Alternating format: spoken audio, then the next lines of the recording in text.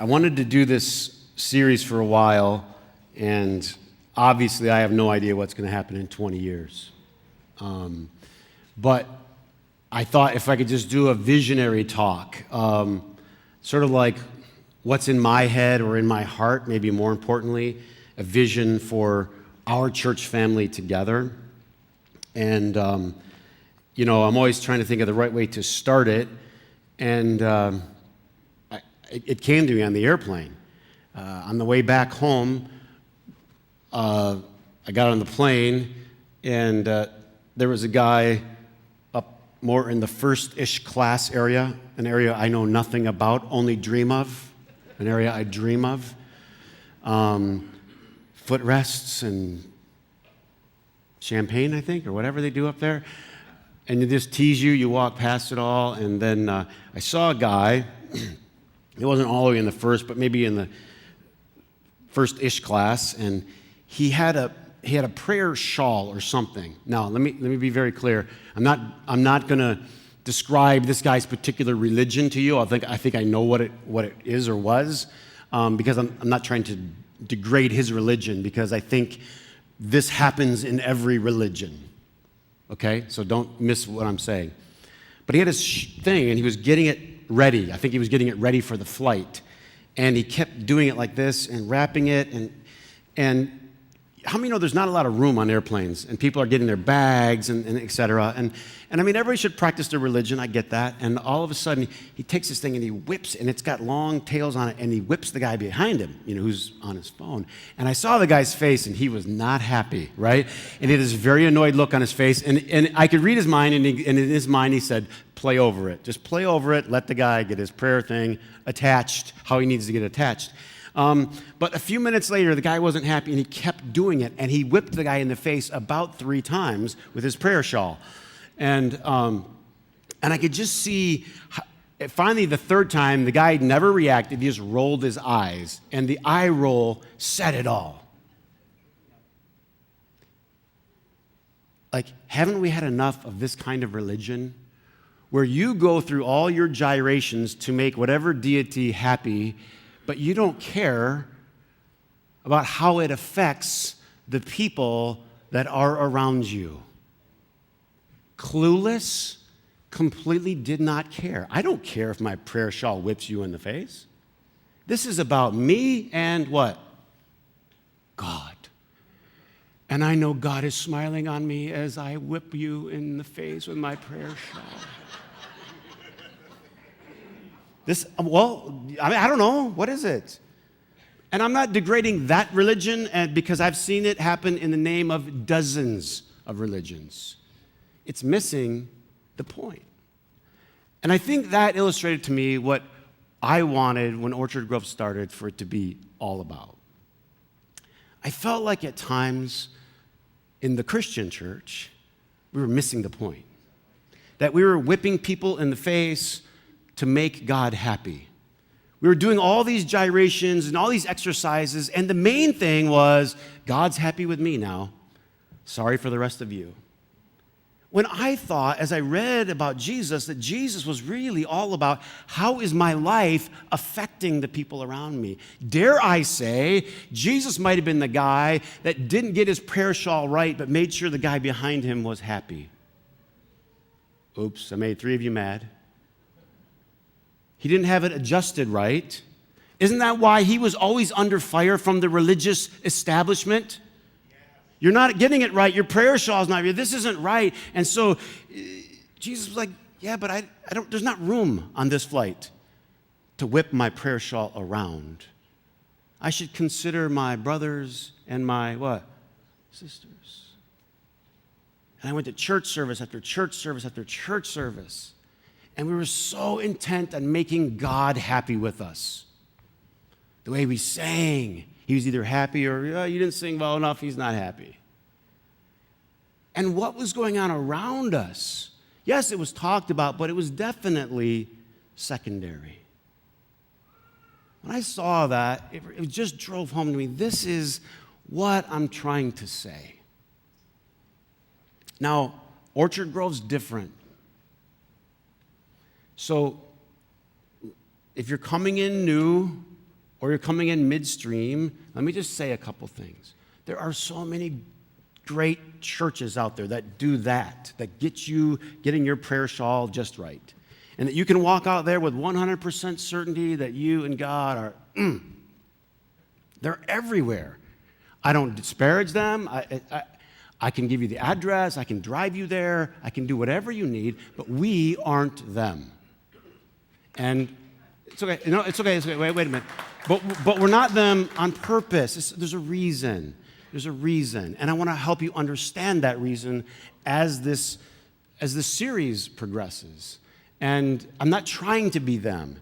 So the agreement that we can make with one another is, I won't criticize you for being a bad church member.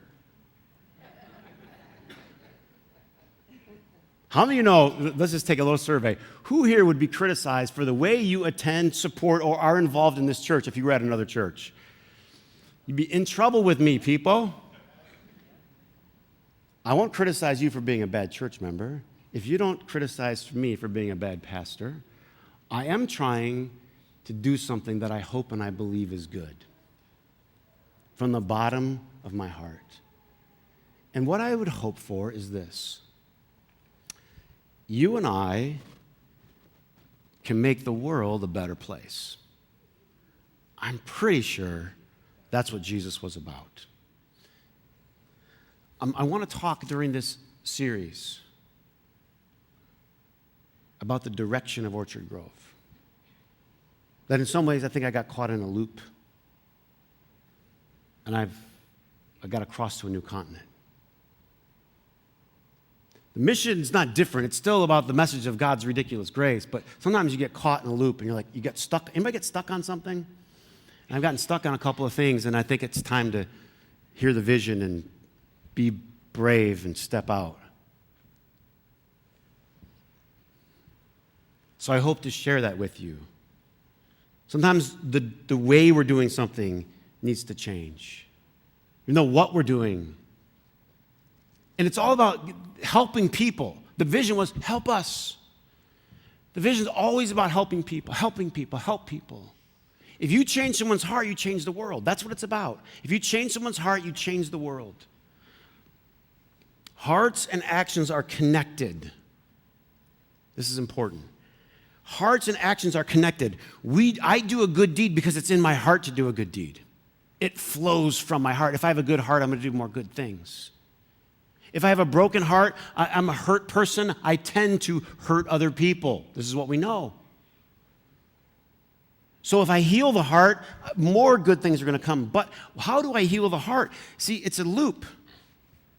If I do a good thing for my friend LaDon here, what does his heart feel like? It feels good. It just feels a little fuller. He's now more inclined to be good to the people around him. This is just how it works. If I beat him down and I degrade him and I demean him, it does something to his heart. And now he's more inclined. Ask any psychologist, sociologist, anybody that studies these things of human behavior, this is how it works. So what is it? The cross was the seed that was planted that said, no. When people are treating you bad, you treat them good anyway. It's infectious. Now, I'm out of time, but here's what I want. My prayer. This is personal. The Orchard Grove's been personal. And I don't mean because it has anything to do with me per se, but it's personal. Do you get what I'm saying? And I pray to God somehow it gets personal for you too.